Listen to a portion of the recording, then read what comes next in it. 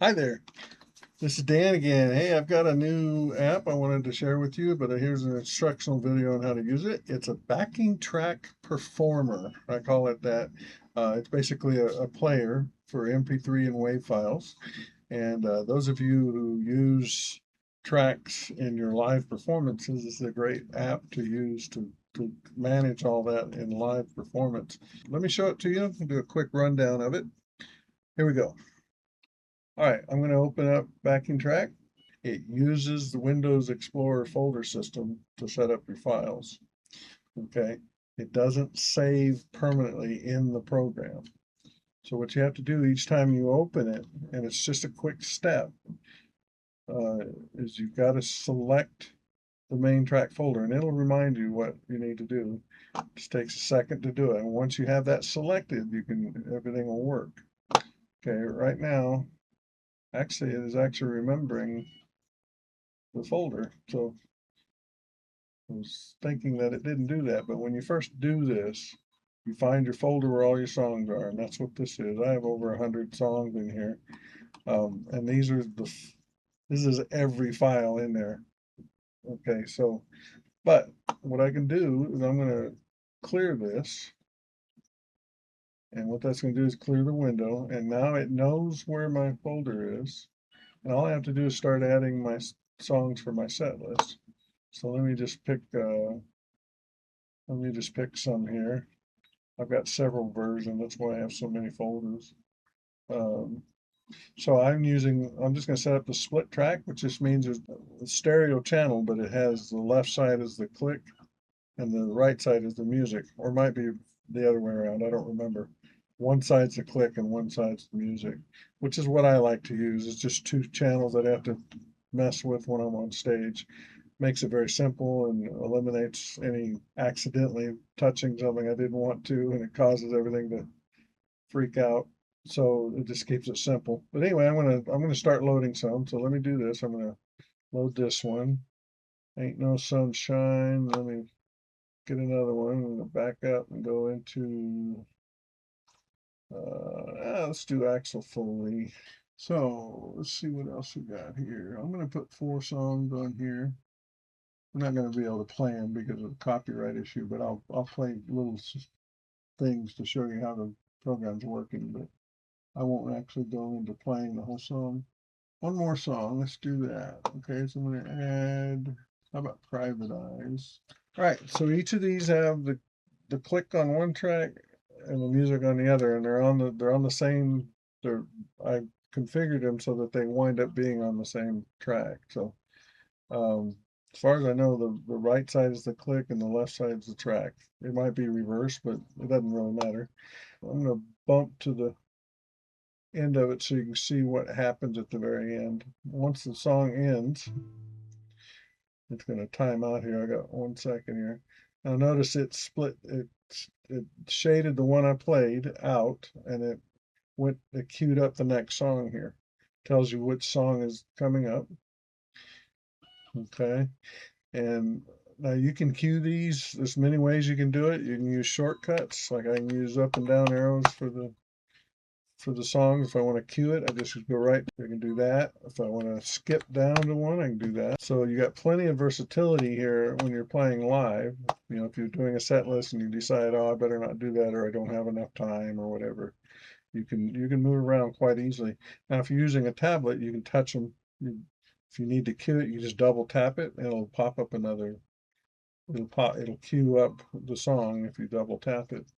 And all of these can work in a touch sensitive screen if you have that. So let me show you some of the features. You've got previous and next here. You know, if you forget, you can use it here, or you want to save time moving back and forth on the song in your set list. You can use previous and next here. Like if I hit next, it just queues up the next song like that. Um, and I've got autoplay next song and stop and cue next song. So you can have it so it plays a song, and it'll just keep playing. It'll finish the song, go to the next song, and start playing that song all on its own. Okay. But let's say I don't like that. I tend to like it like this, where it finishes the song, stops, and cues up the next track. That way, if I need to say something or take just a break to tune or anything can happen, then it won't start when I'm not ready. So and then I just hit play to go and it'll start that song. Okay, so that's what I normally do. And you've got volume control, main volume here, and then you got each volume control on the click in the tracks. So let's say you're playing a song and for some reason the click is just too loud. Boom, you can turn it down and balance these out a little easier.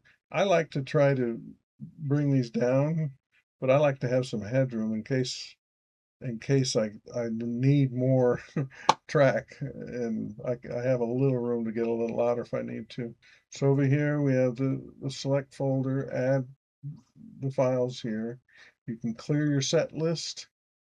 If you want to clear it and then just go open another set list, you can do that.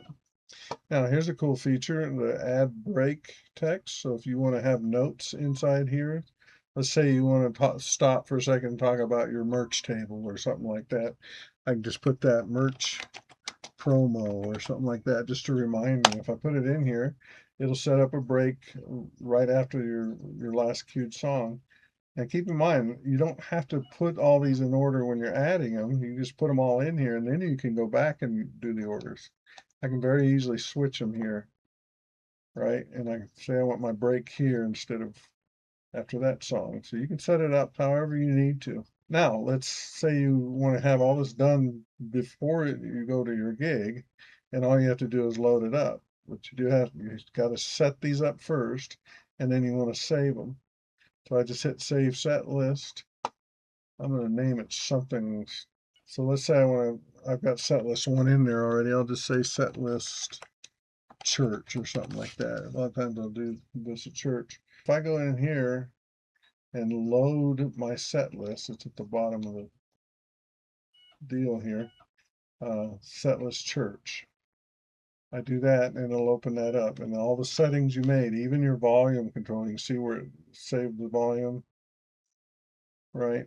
So every setting you make in your set list when you're setting it up will be saved. Okay. And so you're ready to go. Boom. So you finish that set list and say you want to go to set list 2. Well, you don't even have to erase this like I did. You don't have to clear it like that. You can just go here, and I'll do that here. I have another set list in here. So let's say I want to go to my next set list. We'll just pretend this is it. I just click on that and the next one comes up. Okay, it's that simple once it's all set up. And so you won't lose the files or anything like that. You have a quick help file here to show you the keyboard shortcuts and what each button does.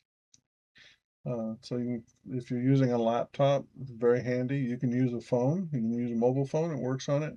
I tend to not to. I use it upright. It works well upright. If you turn it sideways to where you have a wide screen, it's hard to see everything. It works better the other way, I think. But I tend to like using a laptop or a tablet because it's bigger, the bigger screen, and easier to see things. All right, so that's all there is to it. Let me show you how to download it. So all we need to do is I'm gonna skip over to my website here. Just go. I'll put a link down in the description for this video. But yeah, just go to danielcarlmusic.com and just pop up my website and just go to Music Tools tab, and that's all you need to do. Just find the app you need, Backing Track Performers, right here. Just click on it, and it'll bring up the file here, and you can just download here. Now, if it doesn't say download, that just means that you need to go through the add cart, and you probably have to put in an email, but that's all you'll need to do, and it'll send you a download email. Or you can download it from the site too. So yeah, so that's it. So I hope you enjoy it. Take care.